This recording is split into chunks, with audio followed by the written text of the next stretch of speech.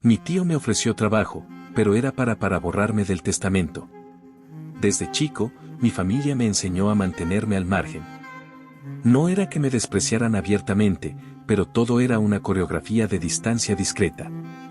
Las invitaciones llegaban tarde, mi lugar en la mesa siempre era el último, y mis ideas eran escuchadas con la cortesía que se le da a alguien que claramente no tiene poder. Mi padre, fallecido cuando yo tenía 9 años, había sido el hermano rebelde según contaba el resto. Lo habían exiliado emocionalmente por decisiones que nunca me explicaron del todo. Mi madre hizo lo posible para que yo no creciera odiando a nadie. Pero lo que nunca logró evitar fue que yo creciera invisibilizado. Mi tío Raúl era el patriarca no oficial. Empresario, severo, manipulador. Todos lo respetaban como si hubiese fundado el apellido. Sus hijos crecieron entre privilegios, viajes y escuelas exclusivas. Yo terminé mi carrera con becas, trabajos de medio tiempo y libros prestados. Pero nunca pedí nada. Solo quería que algún día me vieran como parte de ese linaje que usaban para firmar contratos y organizar cenas. Ese día llegó. O eso creí. Raúl me llamó una tarde. Su voz era amable, casi paternal. Tengo un proyecto en expansión y necesito a alguien de confianza. Alguien con tu perfil, ¿te interesa trabajar conmigo? No lo pensé 2 veces. Acepté. Era la primera vez que alguien en mi familia me ofrecía algo sin obligación, sin lástima, sin condiciones humillantes. Me presenté a la empresa. Me entregaron un puesto administrativo. Nada glamoroso, pero lo suficiente para aprender. Al principio, todo era normal. Tareas sencillas. Reuniones esporádicas. Documentos internos que no parecían tener nada fuera de lugar. Pero poco a poco empecé a notar detalles. Algunos archivos tenían mi nombre vinculado a contratos que yo no había visto. Mi firma, escaneada, figuraba en acuerdos de transferencia. Y lo más inquietante, solicitudes ante registros públicos usando mi número de identificación. Le pregunté a Raúl. Me dijo que eran trámites de rutina. A veces necesitamos facilitar gestiones usando personal de confianza. No te preocupes. Confié. Pero el malestar crecía. Hasta que un día, al revisar papeles internos, encontré una carpeta que no debía haber abierto. Estaba marcada con la palabra reasignación. Dentro, contratos donde mi nombre aparecía como cedente de una propiedad que ni siquiera sabía que existía. Documentos notariales que indicaban que yo había donado todos mis derechos patrimoniales a la empresa de mi tío. Firmas que parecían mías. Pero no lo eran. Empecé a investigar. Mi padre, según descubrí, había dejado una propiedad rural bajo mi nombre.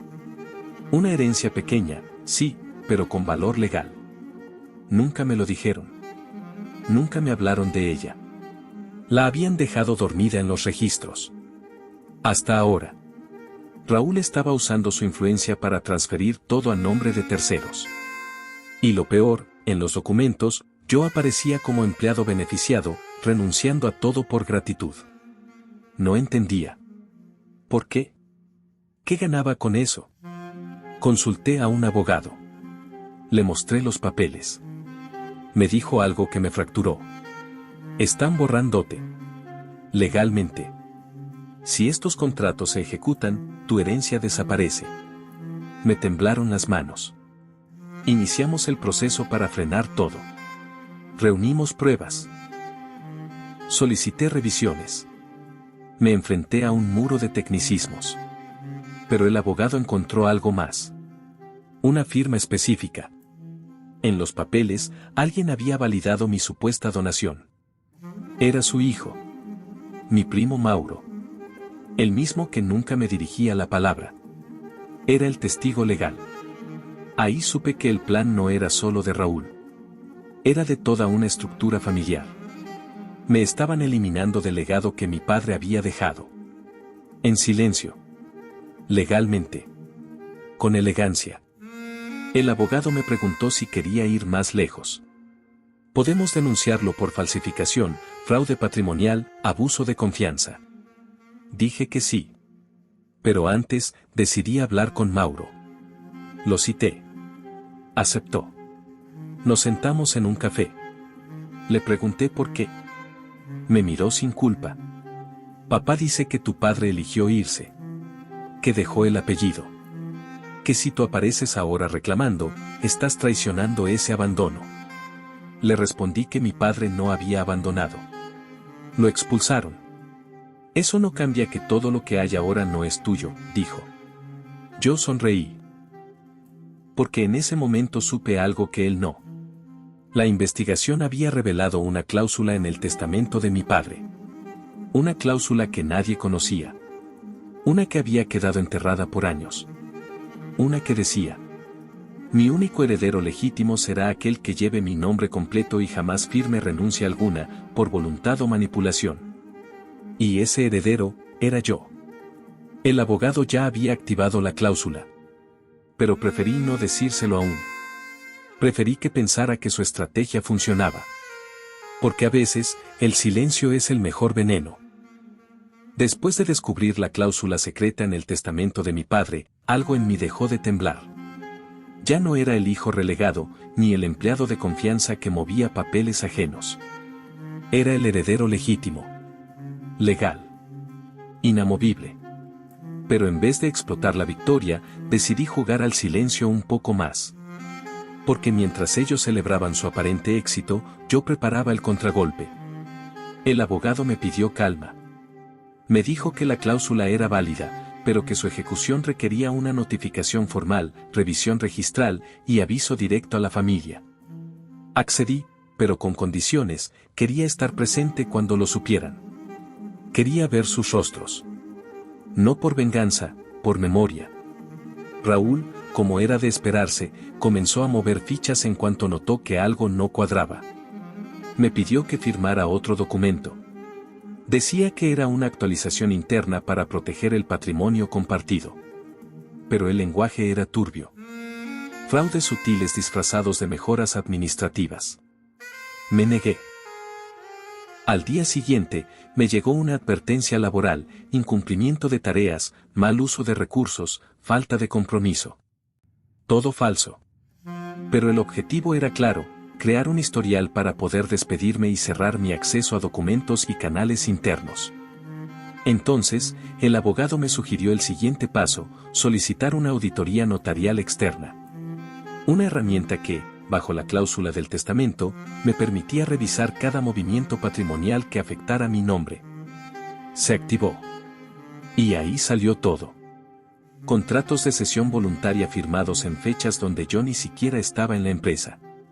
Documentos de propiedad manipulados, donde aparecían testigos falsos. Un fideicomiso registrado en el extranjero con mi nombre vinculado, sin consentimiento. El caso se volvió más grave. Podía denunciar a Raúl por suplantación, falsificación y abuso patrimonial. Pero antes, algo inesperado ocurrió. Mauro, mi primo, me pidió vernos otra vez. Estaba nervioso. No como antes. Esta vez parecía cargado de algo más que arrogancia. Se sentó frente a mí, bajó la mirada, y dijo: papá me obligó a firmar como testigo. Me dijo que era solo una estrategia. Que tú nunca ibas a reclamar nada. Yo guardé silencio. Lo hice por miedo. Pero ya no puedo más. Me entregó una carpeta. Dentro había grabaciones de conversaciones entre él y Raúl. En ellas, su padre explicaba el plan: contratarme, ganarse mi confianza, legalizar documentos falsos, excluirme del legado, y transferir todo a Mauro en la segunda fase. Él nunca quiso que tú tuvieras nada. Siempre dijo que tu padre fue una vergüenza. Que si tú aparecías, todo su trabajo se venía abajo. Las grabaciones eran brutales. Raúl incluso mencionaba que si el chico reclama, hacemos que parezca inestable. Lo desacreditamos con evaluaciones psicológicas. Todo documentado. Mauro quería limpiar su nombre. Me ofreció testificar a mi favor. El abogado aceptó. La denuncia se formalizó.